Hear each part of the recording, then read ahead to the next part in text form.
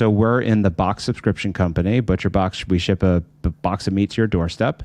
We started in 2015. In 2015, box subscription companies were humming. It was like Blue Apron, Plated, Green Chef, HelloFresh, like all of them, right? And they all had similar models. They had raised tons of money, hundreds of millions of dollars in some cases, and built out their own like stuff. Like we need to do distribution, and we need to, like in Blue Apron's case, like we need to figure out the machine that cuts the vegetables, and like everything has to be ours. And because I wanted a hobby business, I didn't want to do that, and I started by partnering with people. And the difference with partnering with people, like a distribution center, we work with a company that's been in business for 110 years.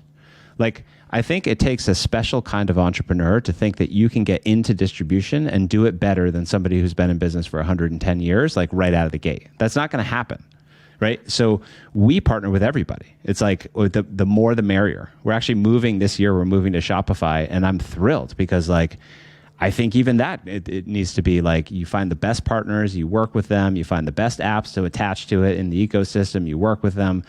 But we don't own our backbone. So we don't own the farms, we don't own the slaughterhouses, we don't own the cutting facilities, we don't own the distribution centers, we don't own last mile shipping, we don't own customer service.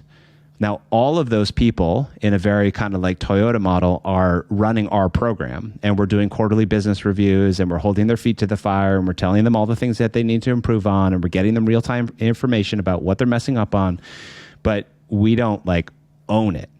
Does that not smash your margin? Because you have the idea that when you internalize those functions, you internalize the margins and your margins go up. Does that not really harm your ability to actually generate premium margins?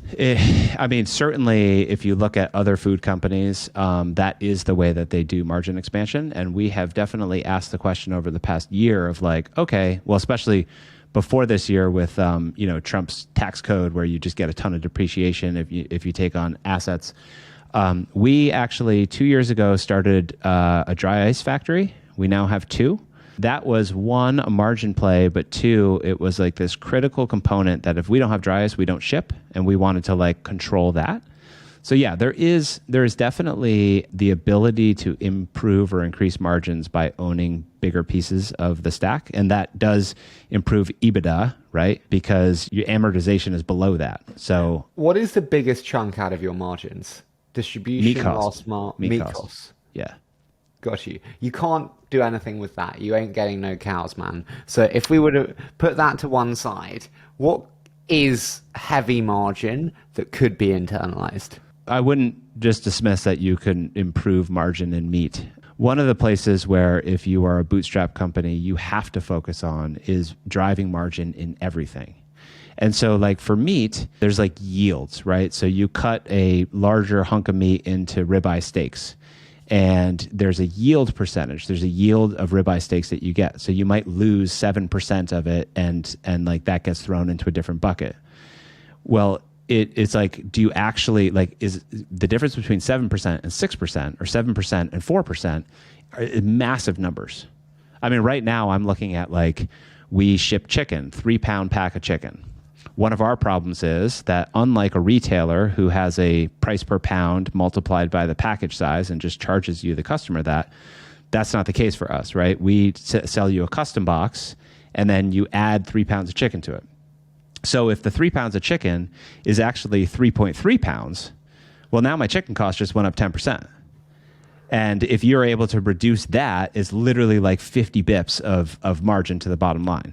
And it's just like literally being like, hey, we've now decided we're going to weigh this stuff and you're off by 10%. Like, please fix it. Or like, let's sell it as 3.3 pounds, but at least like, let's not just say it's 3 pounds and have it be 3.3 pounds, right? So when you start when you've like, for us, we were constrained at the beginning by not raising money.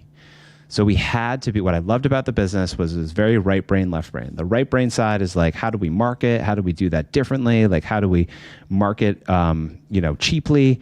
And then on the left brain side is like, how do you squeeze every bit of operational like waste out of this thing?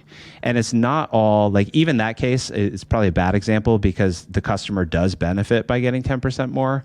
But like let's negotiate the price of the tape that goes on the box. Why? Because when you're shipping millions of linear feet of tape, it turns out it matters what price you get. Let's not run half-filled trucks. There's all sorts of ways in which companies waste. And if you're overfunded, or if growth is like big, you don't actually have the time to look at that stuff. And there's a ton of money to be made in the details of like eliminate waste, relentless improvement, get better, get better, get better.